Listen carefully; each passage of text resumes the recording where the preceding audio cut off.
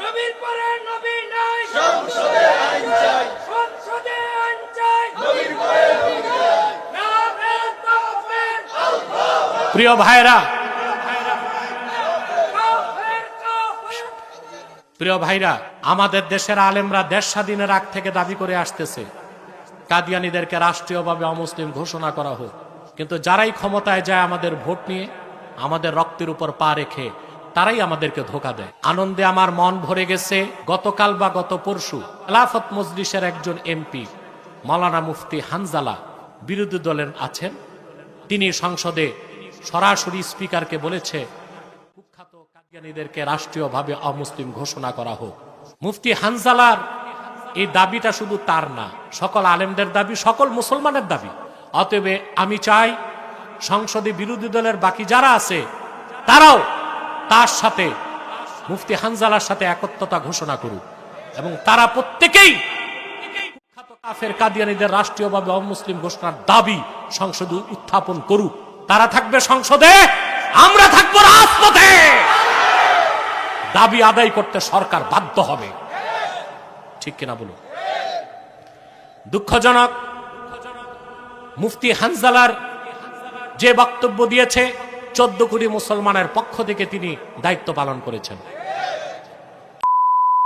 কাফের মোশরিক নাস্তিক আর কাদিয়ানীদের দালাল মুফতি হানজালাকে নিয়ে সোশ্যাল মিডিয়ায় ট্রল করতেছে।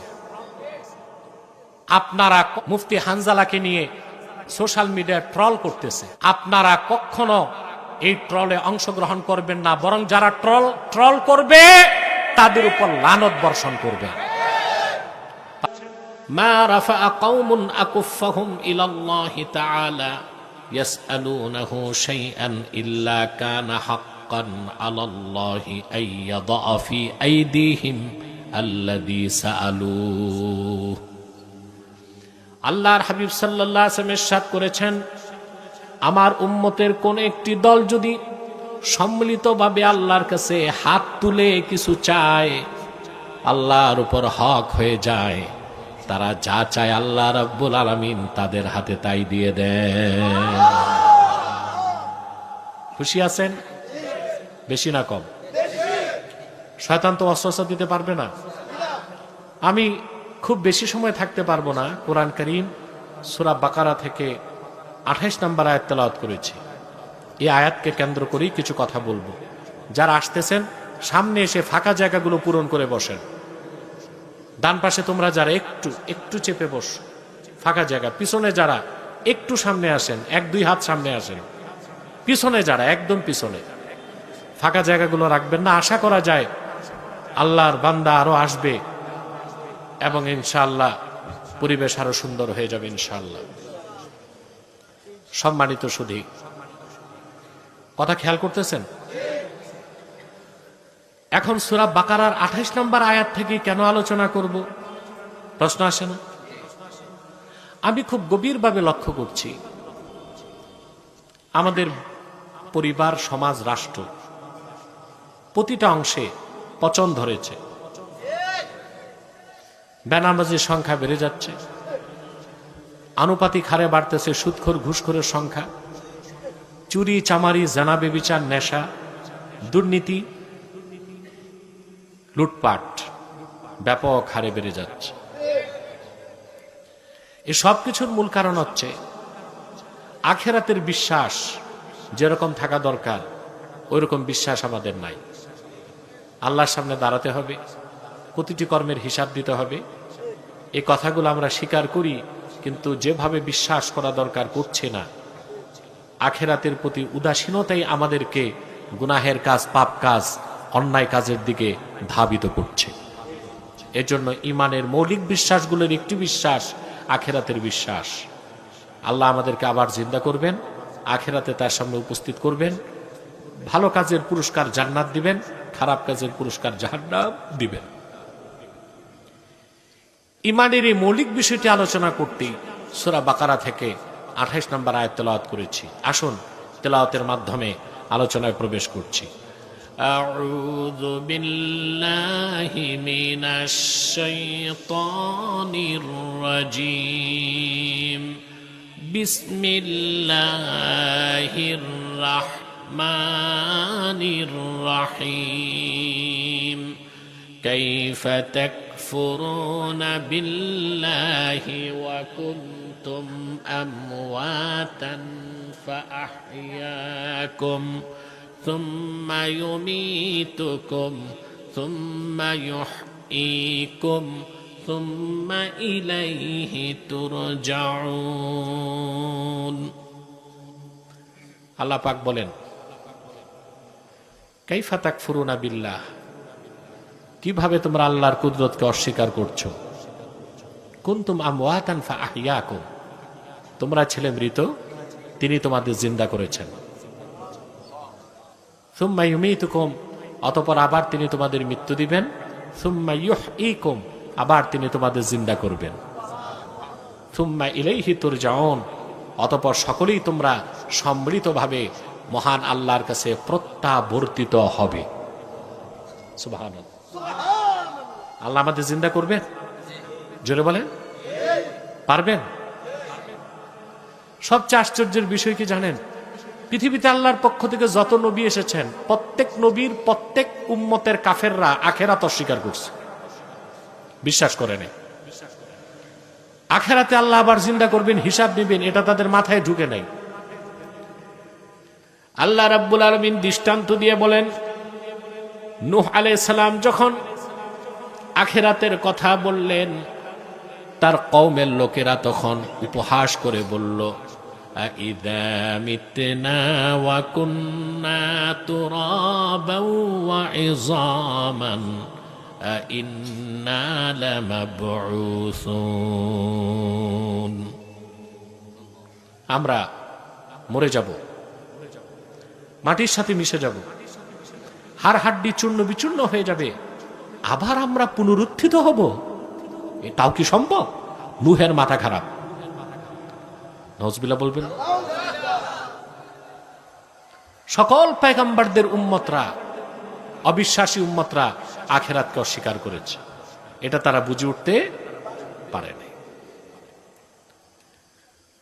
আল্লাহর আখিরি নবী মুহাম্মদ মুস্তাফা সাল্লাল্লাহু আলাইহি সাল্লাম ১৫০০ বছর আগে এই কোরআন দিয়ে যখন আখেরাতের কথা বললেন, কাফেররা শুরু অবস্থায় মানতে চায় নাই। মক্কায় যত কাফের ছিল, কুরাইশ কাফের, তাদের প্রত্যেকেই আখেরাতকে অস্বীকার করত, কিন্তু প্রত্যেকেই আল্লাহ যে আছে এটা অস্বীকার করত না। কথাটা বুঝেন নাই? কুরাইশ কাফেরদের অনেকেই বিশ্বাস করত আল্লাহ একজন আছে। সকল কুরাইশ কাফির বিশ্বাস করত স্রষ্টা একজন আছে, তিনি আল্লাহ। সুবহানাল্লাহ বলবেন। সবচেয়ে ঘৃণিত কাফের আবু জেহেল, সেও বিশ্বাস করত আল্লাহ আছে। আবু জেহেলকে ঘৃণা করেন না? আমার দেশের মুসলমান সন্তানদের নাম রাখতে আজে বাজে নাম রাখে, chocolate, biscuit, sandal, hockey stick, ballistic রাখে কিনা?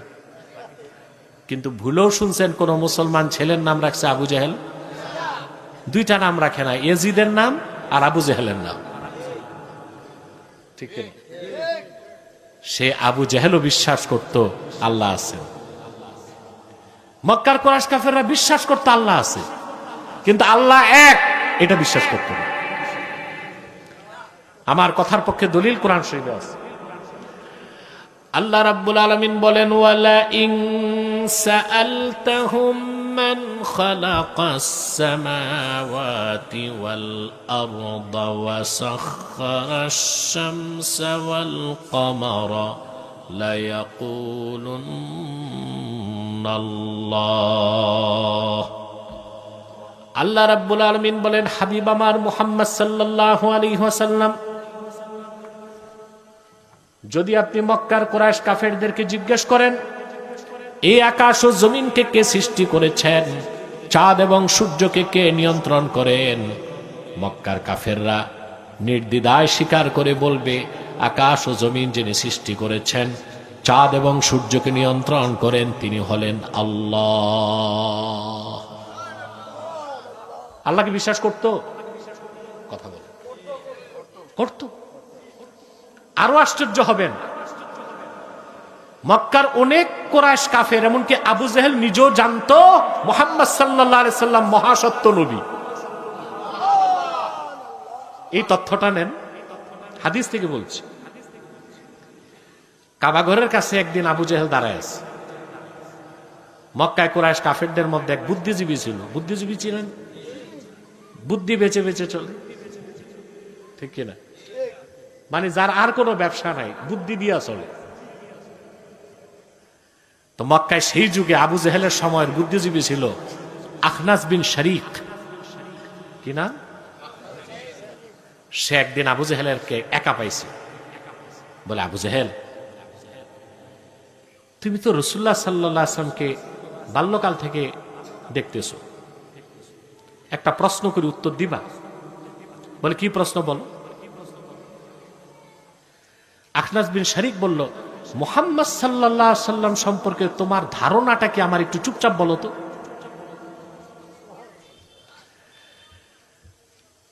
কাজী আয়াজ কিতাবু শেফাতে নকল করেন,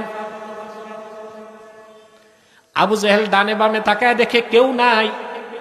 সে তখন বলল, ক্বালা ওয়াল্লাহি ইন্না মুহাম্মাদান সাল্লাল্লাহু আলাইহি ওয়াসাল্লাম লাসাদিকুন ওয়া মা কাযাবা মুহাম্মাদুন সাল্লাল্লাহু আলাইহি ওয়াসাল্লাম কাত্তু। কাবার মালিক আল্লাহর কসম করে বলছি, মুহাম্মদ সাল্লাল্লাহু আলাইহি সাল্লাম মহাসত্যবাদী। মুহাম্মদ সাল্লাল্লাহু আলাইহি সাল্লাম কোনদিন একটি অক্ষর মিথ্যা কথা বলেন নাই। কে বলল? আহা, রাসূলুল্লাহ সাল্লাল্লাহু আলাইহি ওয়াসাল্লাম সম্পর্কে তার ধারণাটা কি ছিল দেখেন।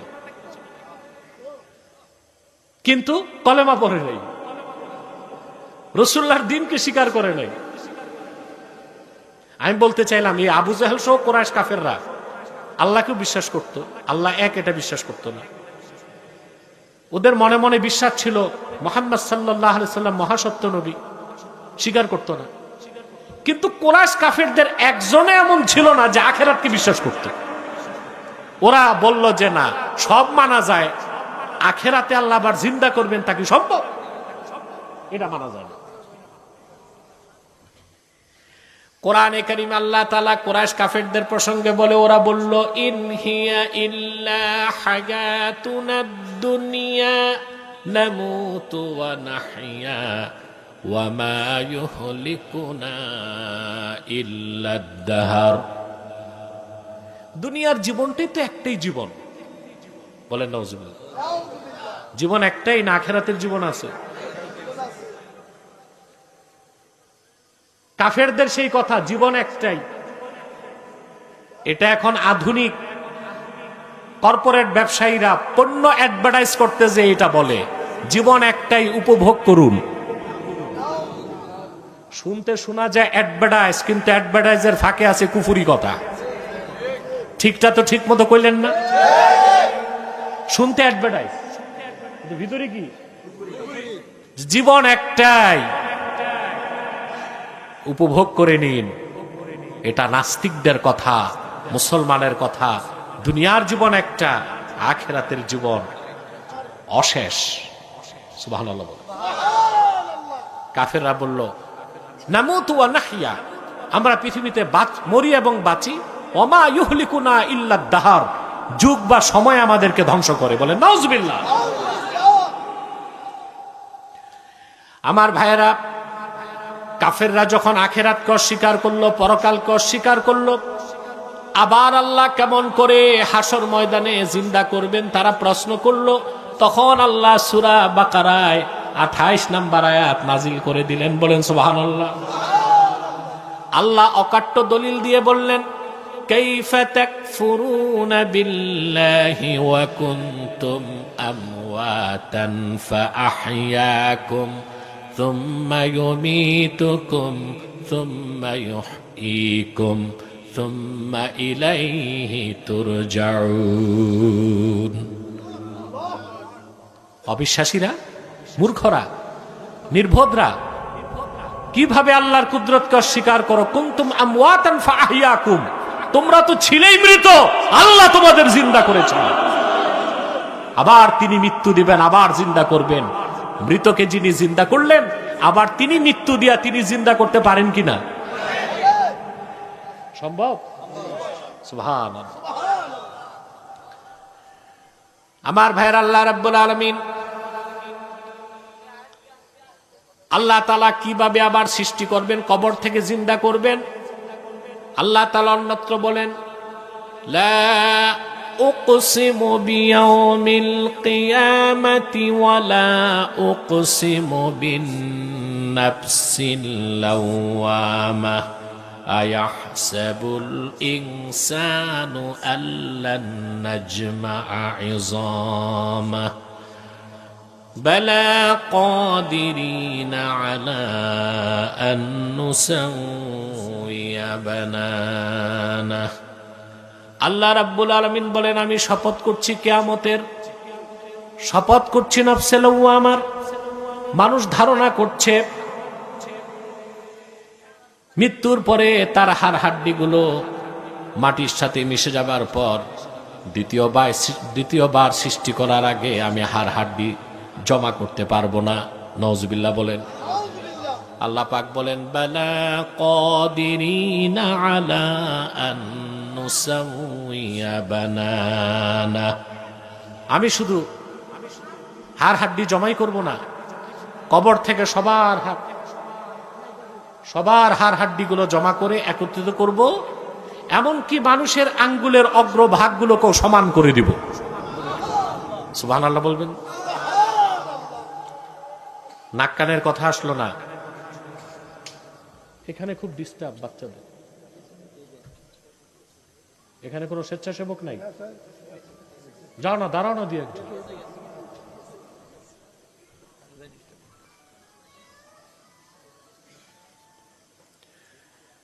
আল্লাহ করিম। আঙ্গুলের অগ্রভাগের কথা আল্লাহ কেন বললেন? আল্লাহ ১৫০০ বছর আগে কোরআনে যে বিষয়টা ইঙ্গিত দিচ্ছেন, বিজ্ঞান এটা খুঁজে পাইছে ১৫০০ বছর পরে। আঙ্গুলের অগ্রভাগ হচ্ছে ফিঙ্গারপ্রিন্ট। এটা কি আজকে পৃথিবীতে যত আধুনিক হোক, আঙ্গুলের ছাপ বাদ দিতে পারছে? বিদেশ যাবেন ইমিগ্রেশনে, চূড়ান্ত পরীক্ষা কি? Biometric finger. সব আঙ্গুলের ছাপ ডিভাইসে নিবে, তাতে শনাক্ত হবে আপনি সলিমউদ্দিন, আরেকজন দিবে সে কলিমউদ্দিন। ঠিক কিনা? এই ফিঙ্গার প্রিন্টের ইঙ্গিত আল্লাহ দিলেন ১৫০০ বছর আগে, মানুষ খুঁজে পাইল ১৫০০ বছর পরে। পৃথিবীতে যদি ৮০০ কোটি মানুষ থাকে, ৮০০ কোটি মানুষের আঙ্গুলের ছাপ ৮০০ কোটি রকমের। নকলের কোনো সুযোগ? নকলের কোনো সুযোগ? আল্লাহ পাক সেটাই বললেন, কাল হাসর ময়দানে আমি যখন মানুষগুলোকে উঠাবো, প্রত্যেকের হাড় হাড্ডি আলাদাই থাকবে, এমনকি প্রত্যেকের আঙ্গুলের অগ্রভাগ তারটা তার হাতেই থাকবে, অন্যেরটা আসবে না। পারবেন আল্লাহ? স্টেজ উঠানামা বন্ধ করে, আর উঠানামা করতে দিও না। কথা বুঝতেছেন? আল্লাহ সুবহানাহু ওয়া তাআলা আঙ্গুলের অগ্রভাগগুলো আপনার যেটা ওটাই লাগাই দিবেন, আইডেন্টিটি ঠিক থাকতে। একই কবরে ১০ জন আলাদা উঠবে, হাড় হাড্ডি আলাদা, আঙ্গুলের অগ্রভাগও যারটা তার। সুবহানাল্লাহ কইতে কষ্ট হয় তোমাদের? আল্লাহ এটা পারবেন? তিনি অকাট্য যুক্তি দিলেন। এবার একটু ব্যাখ্যা করছি। কুনতুম আমওয়াতান ফাআহইয়াকুম, তোমরা ছিলে মৃত, আল্লাহ জিন্দা করছে। আমরা কি মৃত ছিলাম? জি। এখানে যার বয়স ৩০ বা ৪০, ৪১ বছর আগে সে কি ছিল? তার আগে কি ছিল?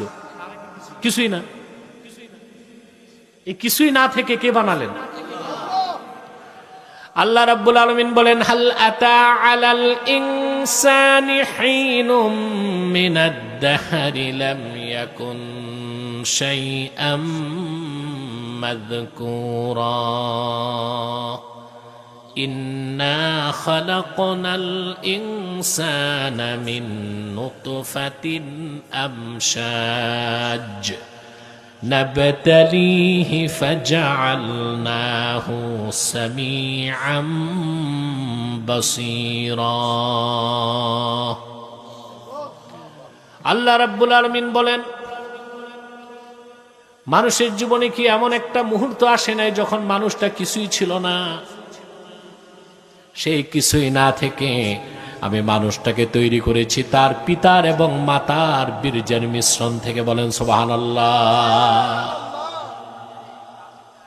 ছিলাম কিছুই না, কিছুই না থেকে কে বানালেন? জোরে বলেন।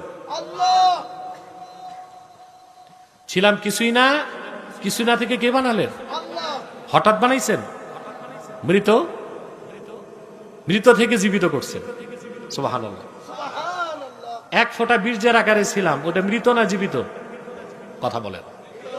কিছুই না থেকে কিছু, তারপর করলেন রক্তপিণ্ড, আরো কিছু, তারপর করলেন গোশতপিণ্ড, আরো কিছু, তারপর দিলেন হাড় হাড্ডি, আরো কিছু, তারপর দিলেন গোশতের প্রলেপ, আরো কিছু, রুহ দিয়া মৃতকে জিন্দা করে দুনিয়ায় পাঠায় দিলেন। কে করলেন? তিনি আবার মৃত্যু দিয়ে আবার জিন্দা করতে পারবেন কিনা? ইনশাআল্লাহ না। ইনশাআল্লাহ করলে তুই ইমান নষ্ট হবে। অবশ্যই পারবে। কথা বুঝতেছেন? সব জায়গায় ইনশাআল্লাহ বলবেন না। আপনি যদি বিয়ে করার সময় কারণ আমি তারে বিয়ে করলাম ইনশাআল্লাহ, তো বিয়ে হবে? বউ তালাক দেবার সময় যদি বলেন ইনশাআল্লাহ 1 তালাক, ইনশাআল্লাহ 2 তালাক, ইনশাআল্লাহ 3 তালাক, ইনশাআল্লাহ বলে যদি 1000 তালাক দেন, বউ তালাক হবে না। কথা বুঝতে পারছেন? প্রিয় ভাইরা, কিছুই না থেকে কিছু, কিছু থেকে আরো কিছু, তারপর আরো কিছু, তারপর মৃতকে রুহ দিয়া জিন্দা করে দুনিয়া পাঠায় দিয়েছে। এই যে কিছুই না থেকে কিছু, তারপরে কিছু, তারপরে কিছু, তারপরে কিছু, এই ধাপগুলো আল্লাহ সূরা মুমিনুনে আলোচনা করছেন। আল্লাহ রাব্বুল আলামিন বলেন, ওয়ালাকাদ খালাকনাল ইনসানা মিন সুলালাতিন মিন তিন সুম্মা জাআলনাহু নুতফাতান ফি ক্বারারিম মাকিন ثم خلقنا النطفة علقة فخلقنا العلقة مضغة فخلقنا المضغة عظاما فكسونا العظام لحما ثم أنشأناه خلقا آخر فتبارك الله أحسن الخالقين।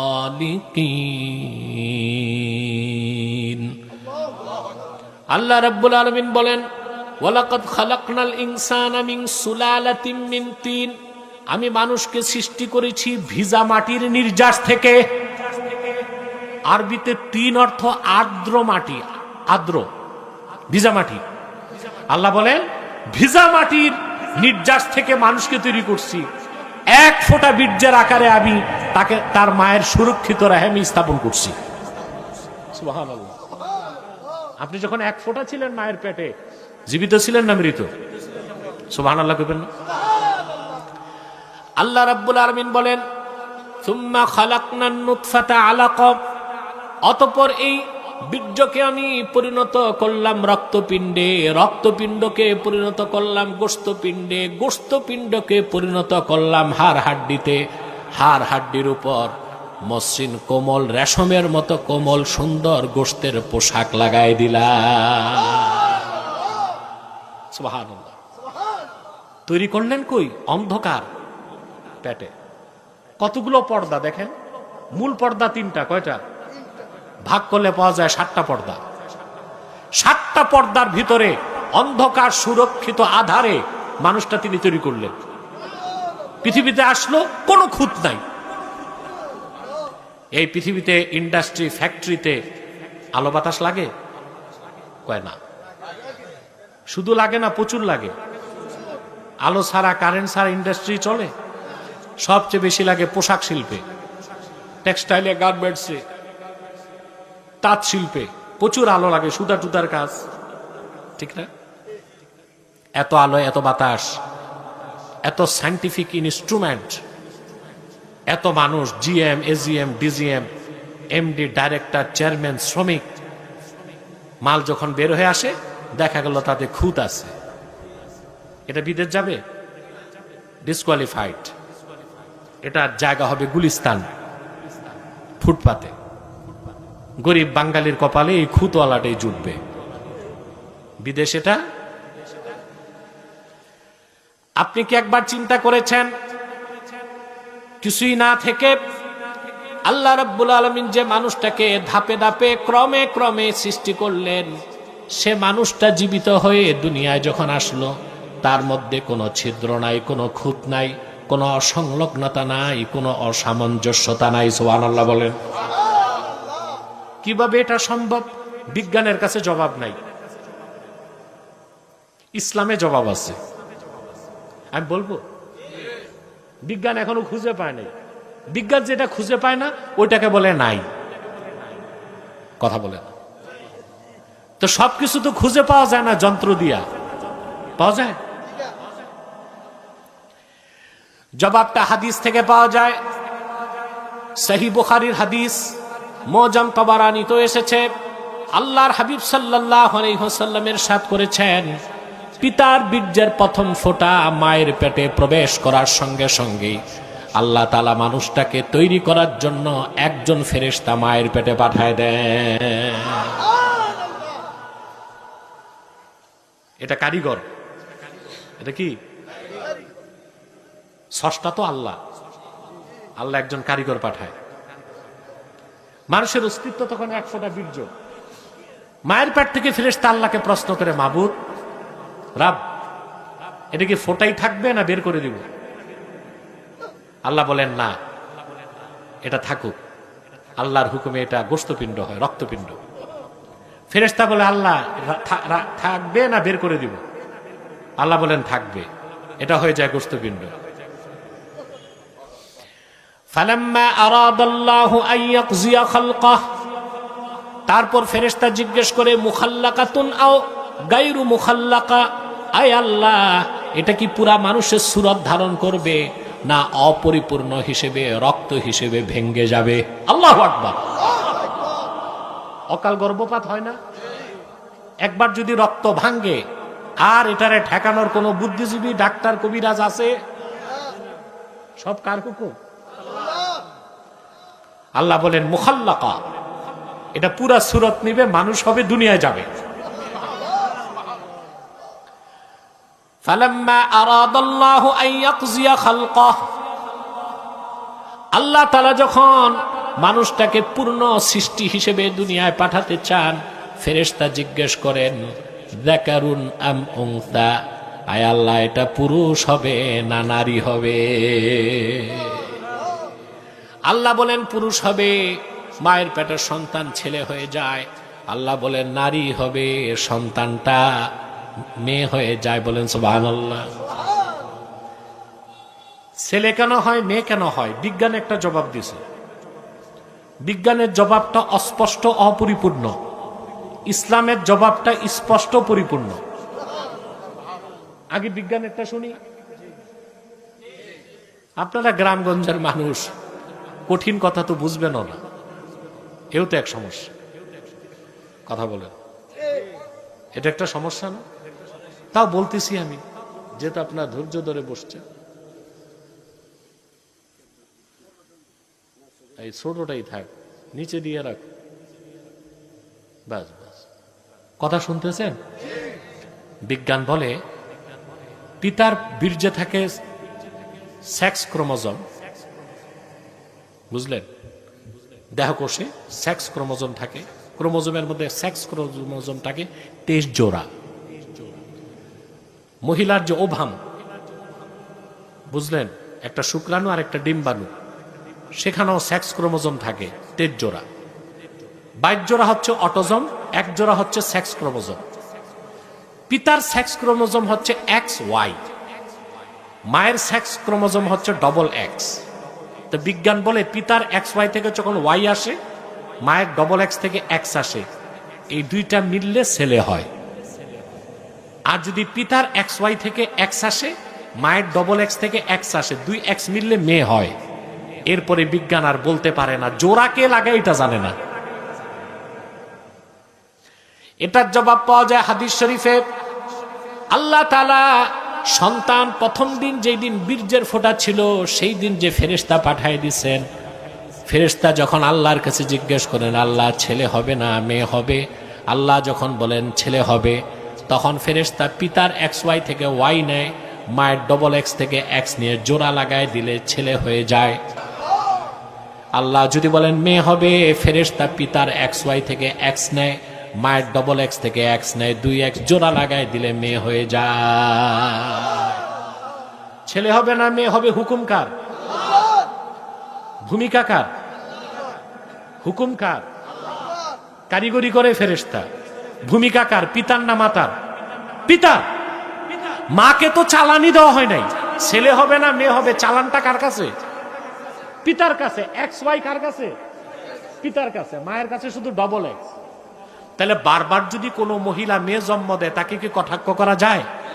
তার হাতে তো কিছুই নাই। হুকুম কার? কারিগরি করে। ভূমিকা কার? পিতা। কারণ ছেলে হবে না মেয়ে হবে, এক্স ওয়াই দুইটাই বাবার কাছে, মায়ের কাছে দোনোটাই ডবল এক্স। তাহলে মার কোনো দোষ আছে? তো গ্রাম দেশে যে মহিলা বারবার কন্যা সন্তান জন্ম দেয়, তাকে আপনারা তিরস্কার করেন কেন? মূর্খ বাঙালি অনেক সময় বারবার মেয়ে জন্ম দিলে বউ তালাক দেয়। নির্ভোগ, মূর্খ। তোমার স্ত্রীর কোনো হাত নাই, কিছুটা ভূমিকা থাকলে তোমার আছে, ঠিক না? আর মেয়ে হওয়া তো কপাল। মেয়ে হওয়া কি? আল্লাহর হাবিব সাল্লাল্লাহু আলাইহি ওয়াসাল্লাম ইরশাদ করেছেন, আমার যে উম্মত মুমিন, আল্লাহ যদি তাকে 3টি কন্যা সন্তান দান করে, সে যদি খুশি মনে 3টা কন্যা সন্তানকে লালন পালন করে, ইসলামী শিক্ষায় শিক্ষিত করে, সৎপাত্রের হাতে তুলে দেয়, আমার সে উম্মত বিনা হিসাবে আল্লাহর জান্নাতে যাবে। 3টা মেয়ে থাকলে এই খোঁজ খবর, 30টা ছেলে থাকলো এই খোঁজ খবর। তাহলে মেয়ে হলে নারাজ হবেন? কথা বলে না, না খুশি হবেন? আর বারবার মেয়ে জন্ম দিলে বউ তালাক দিবেন? স্ত্রীর হাত আছে? যতটুক দোষ আপনার, কার? কথা বলে না। যে কথা বলছিলাম, আমরা ছিলাম মৃত, কুনতুম আমওয়াতান ফাহিয়াকুম, তোমরা ছিলে মৃত, আল্লাহ তোমাদের জিন্দা করছেন। আমাদের জিন্দা করছেন কে? এটা চোখে দেখি? জি। মৃত থেকে আমরা পৃথিবীতে আসতেছে মানুষ দেখতেছি। সুম্মা ইউমিতুকুম, আবার তিনি তোমাদের মৃত্যু দিবেন, তাও কি দেখি কিনা? মরে যাচ্ছে আমাদের সামনে মানুষ, মরতেছে দেখতেছি না? কথা বলে না। মৃত্যু জিনিসটা দেখি না, কিন্তু মৃত্যুটা যে কি জিনিস আল্লাহ কিয়ামতে দেখাবেন। আল্লামা ইমাম সুয়ুতী রওয়ায়াত করেছেন, সব জান্নাতীরা যখন জান্নাতে চলে যাবে, জাহান্নামীরা জাহান্নামে চলে যাবে। জান্নাত ও জাহান্নামের মধ্যবর্তী জায়গায় আল্লাহ তাআলা মৃত্যুকে হাজির করবেন ভেড়ার সুরত দিয়ে। জান্নাতীদেরকে আল্লাহ ডেকে বলবেন, তাকায় দেখো, তারা তাকাবে। জাহান্নামীদেরকে বলবেন, তোমরাও তাকায় দেখো, তারাও তাকাবে। আল্লাহ তাআলা বলবেন, জান্নাতীরা শুনে রাখো, জাহান্নামীরাও শুনে রাখো, এটাই মৃত্যু। মালাকুল মউতকে ডেকে আল্লাহ বলবেন, এবার সবার চোখের সামনে মৃত্যুকে জবাই করে দাও। ভেড়ার সুরতে থাকা মৃত্যুকে মালাকুল মউত জবাই করে দেবার পরে আল্লাহ বলবেন, বেহেশতীরা চিরকাল বেহেশতে থাকো, আর মৃত্যুর ভয় নাই। জাহান্নামীরা চিরকাল জাহান্নামে থাকো, মৃত্যুর মাধ্যমে বাঁচারও আর সুযোগ নাই। এই মৃত্যুকে আমরা থাক না, এটা থাক, এটা ডিস্টার্ব হয়, বন্ধ করো, সব বন্ধ করো। কথা বুঝতেছেন? মানুষ মৃত্যুবরণ করে, আমরা দেখতেছি চলে যাচ্ছে আমাদের সামনে থেকে। এই মৃত্যুটা কে দেন? জীবনটাও আল্লাহর সৃষ্টি, মৃত্যুটাও আল্লাহর সৃষ্টি, দোনোটাই আল্লাহর মাখলুক। আল্লাহ রাব্বুল আলামিন বলেন খালাকাল মাউতা ওয়াল হায়াতা লিয়াবলুয়াকুম আইয়ুকুম আহসানু আমালা। আল্লাহ তাআলা তিনি জীবন এবং মৃত্যুকে সৃষ্টি করেছেন এই কথা পরীক্ষা নিতে তোমাদের মধ্যে কে সৎকর্মশীল। সুবহানাল্লাহ বলে। তাহলে আমরা তিনটা জিনিস চোখে দেখি, আমরা ছিলাম মৃত, আল্লাহ জিন্দা করেন, আবার তিনি মৃত্যু দেন। চতুর্থটা চোখে দেখি না, সেটা হচ্ছে আখেরাতে তিনি কবর থেকে উঠাবেন। তিনটা কাজ যিনি পারছেন, চতুর্থটা পারবেন কিনা জোরে বলতে হবে। আমার ভাইয়েরা, তাফসীর হুসাইনিতে এসেছে বাদা নাফাকাতি সানিয়া, দ্বিতীয়বার সিংগায় ফুৎকার করার পরে হযরত ইসরাফিল ফুঁক দিবেন কে? কামা জিবরিল আলা সাখরাতি বাইতুল মুকাদ্দাস, বাইতুল মুকাদ্দাসের পাশে বিশাল আকৃতির একটা পাথরের উপর হযরত জিবরিল দাঁড়াবেন। সব মানুষ থাকবে কবরের নিচে। আল্লাহ হুকুম করবেন, রে জিবরিল, আমার বান্দাদের এখন উঠাবো, ডাক দাও। সুবহানাল্লাহ। হযরত জিবরিল পাথরের উপর দাঁড়ায় ডাক দিবেন, ইয়া আইয়াতুহাল লুহুমুল মুতামাজ্জাকা ওয়াল ইজামুল মুতাফাররাকা, ও দুনিয়ার মানুষের গোশতগুলো যা মাটির সাথে মিশে গেছে আর হাড় হাড্ডিগুলো যা চূর্ণ বিচূর্ণ হয়ে গেছে, উঠো কবর থেকে, রহমান ডেকেছেন। কথাটি বলার সঙ্গে সঙ্গেই সমস্ত কবর থেকে সব মানুষ জিন্দা হয়ে দাঁড়ায় যাবে, নতমস্তকে আল্লাহ রাব্বুল আলামিনের হুজুরিতে হাজির হয়ে যাবে মিজানের পাল্লার সামনে। শুরু হবে হিসাব। যা করছেন দুনিয়ায়, ভালো কাজ করছেন তাও দেখবেন, খারাপ কাজ করছেন তাও দেখবেন, জেনা করছেন কার সাথে তা দেখবেন। দুনিয়ায় মানুষ এমনও গুনার কাজ করে তার স্ত্রীটার পায় না, ঔরজ্জার সন্তান জানে না, পাড়া প্রতিবেশী জানে না। আল্লাহ তাআলা সব দেখেন, সব জানেন। আপনি দেখবেন যত গুনার কাজ করছেন সব সামনে চলে আসতেছে। পাল্লায় ওজনে কম দিয়েছেন, জেনা করেছেন, মদ খেয়েছেন, নামাজ পড়েন নাই, কার আঙ্গুলে 2 আঙ্গুল ঢুকাইছেন পকেটে, সব দেখতে পাবেন। কোরআন কারীমে আল্লাহ তাআলা বলেন, ইয়াউমা তাজিদু কুল্লু নাফসিম মা আমিলাত মিন খাইরিন মুহদারা ওয়া মা আমিলাত মিন সু তাওয়াদ্দু লাউ আন্না বাইনাহা ওয়া বাইনাহু আমাদান বাঈদা। আল্লাহ রাব্বুল আলামিন বলেন, প্রত্যেক মানুষ কাল কিয়ামতের দিন দুনিয়ায় যা ভালো কাজ করেছে তা পাবে। আজকে যে মাহফিলে বসছেন তাও দেখবেন কিনা? কথা বলে না। পুরস্কারটা পাবেন কিনা? কোরআন সাক্ষ্য দিছে। তো যারা আসে নাই তারা কতটা নির্ভতার জালেম। কথা বলে না। কাল কিয়ামতে তো আফসোস করবে, যে মাহফিলটা তো আমার এলাকায় ছিল, আমি তো যেতে পারলাম না। আর একটা মাহফিলে বসার কারণে আল্লাহ মাফ করে দিতে পারেন কি না? মানুষ যা খারাপ কাজ করেছে তাও সে দেখবে।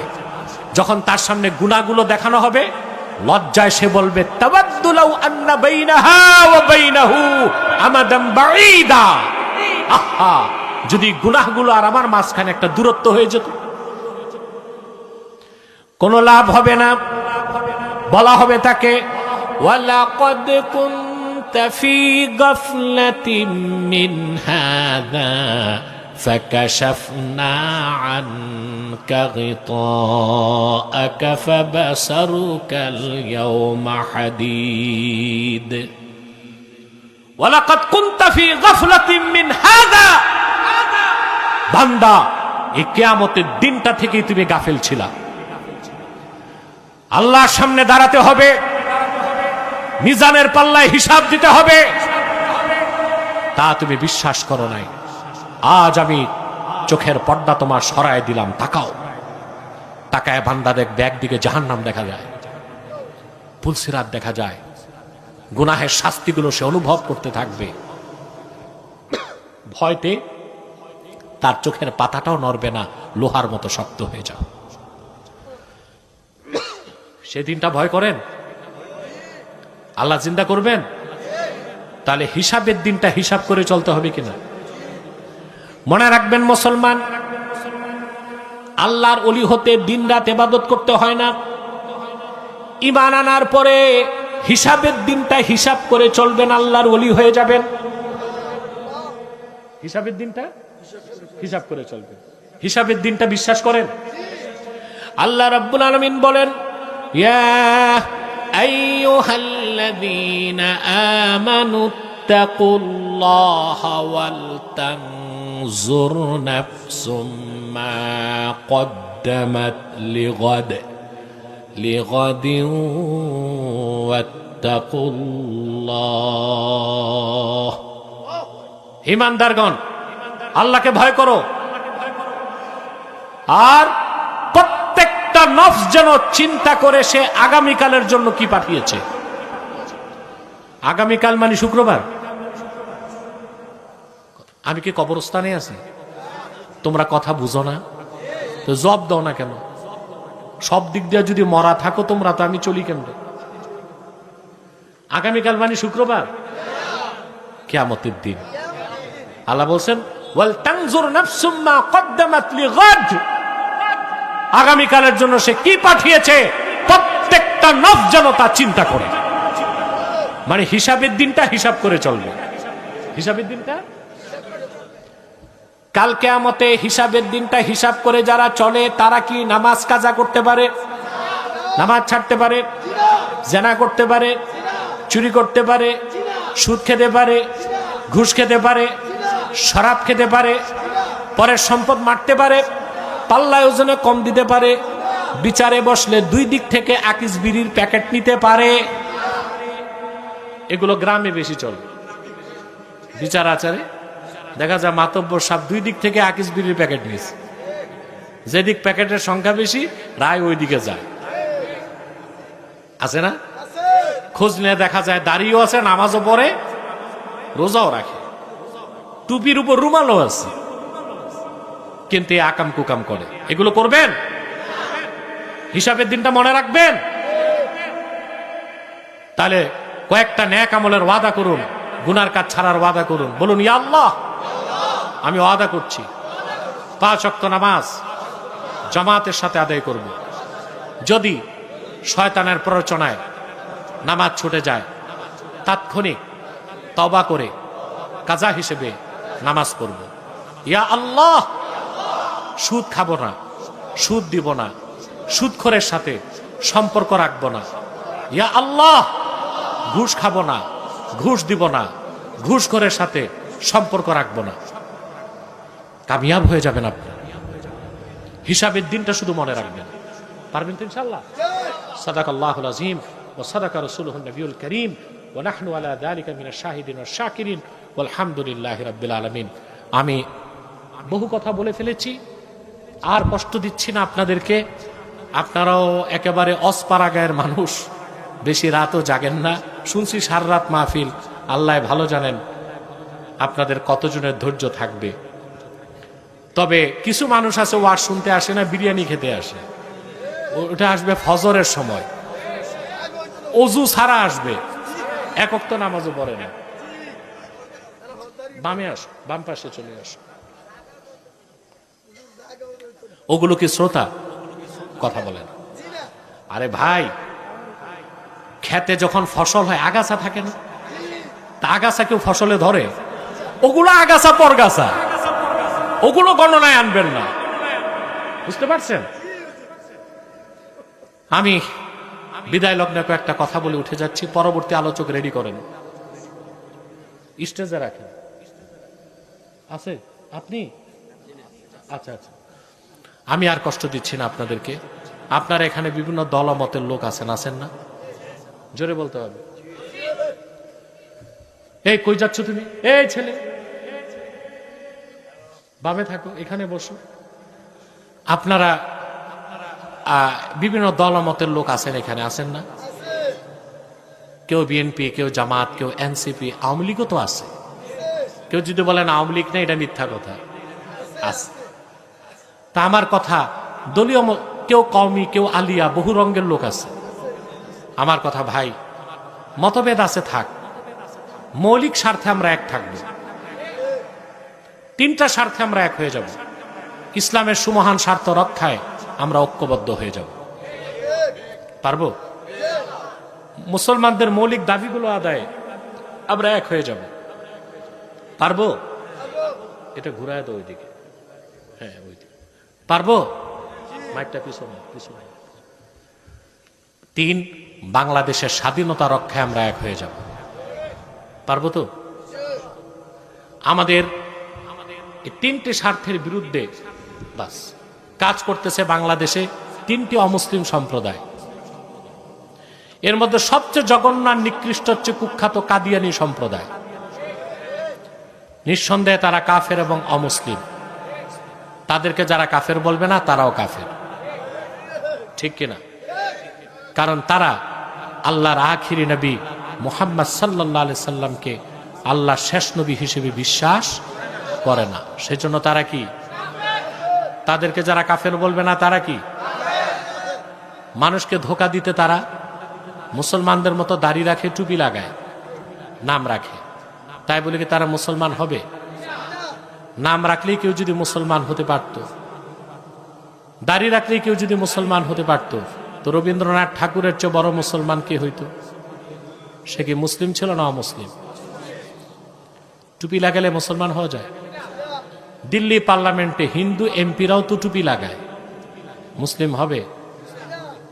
নাম রাখলে মুসলমান হওয়া যায়? এক শয়তান বোতলে পেশাব করে উপরে নাম লেখছে শরবত, এটা কি শরবত হবে?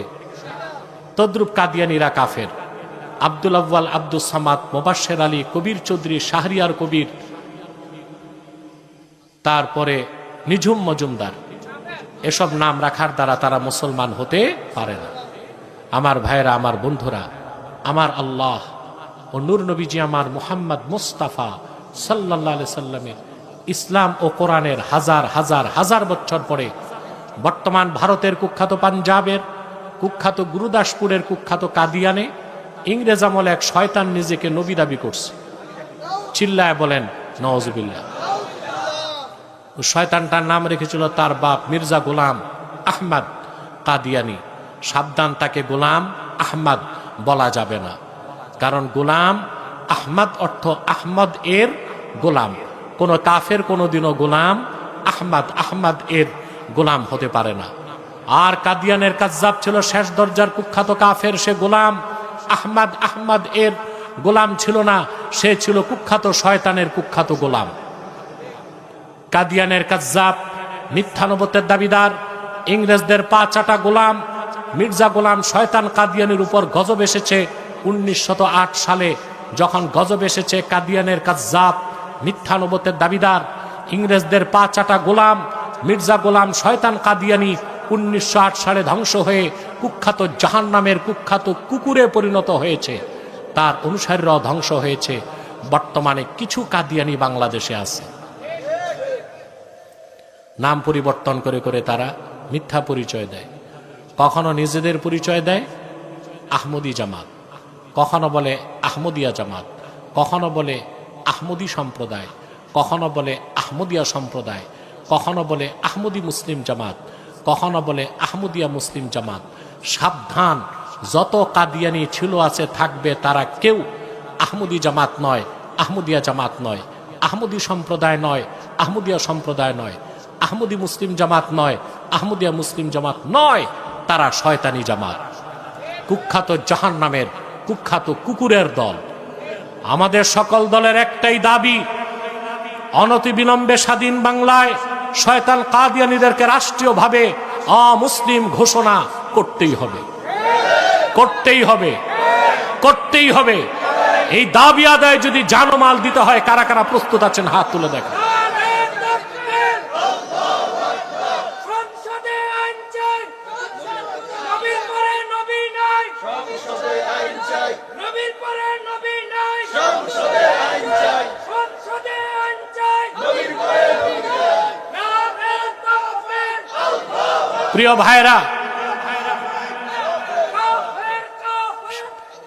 প্রিয় ভাইরা, আমাদের দেশের আলেমরা দেশ স্বাধীনের আগ থেকে দাবি করে আসতেছে কাদিয়ানীদেরকে রাষ্ট্রীয়ভাবে অমুসলিম ঘোষণা করা হোক, কিন্তু যারাই ক্ষমতায় যায় আমাদের ভোট নিয়ে, আমাদের রক্তের উপর পা রেখে, তারাই আমাদেরকে ধোঁকা দেয়। আনন্দে আমার মন ভরে গেছে। গতকাল বা গত পরশু খেলাফত মজলিসের একজন এমপি মাওলানা মুফতি হানজালা বিরোধী দলের আছেন, তিনি সংসদে সরাসরি স্পিকারকে বলেছে কুখ্যাত কাদিয়ানীদেরকে রাষ্ট্রীয়ভাবে অমুসলিম ঘোষণা করা হোক। মুফতি হানজালার এই দাবিটা শুধু তার না, সকল আলেমদের দাবি, সকল মুসলমানের দাবি। অতএব আমি চাই সংসদে বিরোধী দলের বাকি যারা আছে তারাও তার সাথে, মুফতি হানজালার সাথে একত্রতা ঘোষণা করুক এবং তারা প্রত্যেকেই কুখ্যাত কাফের কাদিয়ানীদের রাষ্ট্রীয়ভাবে অমুসলিম ঘোষণার দাবি সংসদে উত্থাপন করুক। তারা থাকবে সংসদে, আমরা থাকবো রাজপথে। দাবি আদায় করতে সরকার বাধ্য হবে, ঠিক কিনা বলুন? দুঃখজনক, মুফতি হানজালার যে বক্তব্য দিয়েছে 14 কোটি মুসলমানের পক্ষ থেকে তিনি দায়িত্ব পালন করেছেন। কাফের মোশরেক নাস্তিক আর কাদিয়ানীদের দালাল মুফতি হানজালাকে নিয়ে সোশ্যাল মিডিয়ায় ট্রল করতেছে। আপনারা মুফতি হানজালাকে নিয়ে সোশ্যাল মিডিয়ায় ট্রল করতেছে, আপনারা কখনো এই ট্রলে অংশগ্রহণ করবেন না, বরং যারা ট্রল করবে তাদের উপর লানত বর্ষণ করবে।